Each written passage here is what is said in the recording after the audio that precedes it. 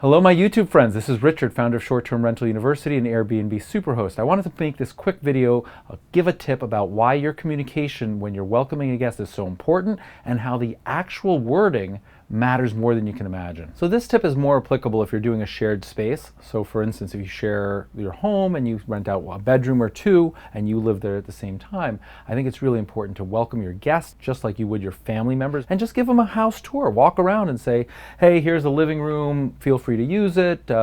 Fold up the throw when you're done, or fluff the pillows, whatever your rules are is fine, but just walk them through, show them the house. It's just about being welcoming, inviting, showing them around, showing them what they have access to, telling them where they're staying and what you'd like them to do and how to enjoy it, and that's going to be a really great way to host somebody and make them feel comfortable as a guest in your home.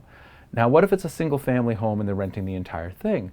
It's the same sort of thing. When I give people instructions, I say, here's how you use the fireplace, and please feel free to do so in the winter, but recognize this.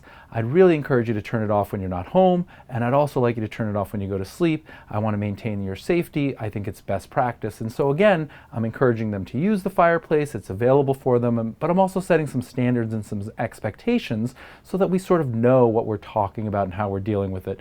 And I always frame it in reference to their personal safety, which is first and foremost, and it's true. So here's why that's so important. If you don't do it and you just assume that people know that the home is yours and they should do this and that, somebody may not actually embrace the stay. They may not do any of that. They may just stay in their own room, or they may not think that the guest experience is all that great, or they may think you're not that hospitable, and that's probably the furthest thing from the truth. You probably are the most hospitable and you want them to use it, and you're assuming that they're going to use it, but they just may not. And that's a problem because they may give you a bad review or they may not enjoy their stay. And so I just don't want anybody to assume anything. I want you to be very explicit, use the right wording, be very inviting, be very encouraging, walk them through it, show them how it's done, and that's going to set the stage for a 5-star review. In closing, please let me know what you do when you get people to come and stay in your home and what's off limits. The more we share, the more ideas we have, the more ideas we generate, and the more we grow.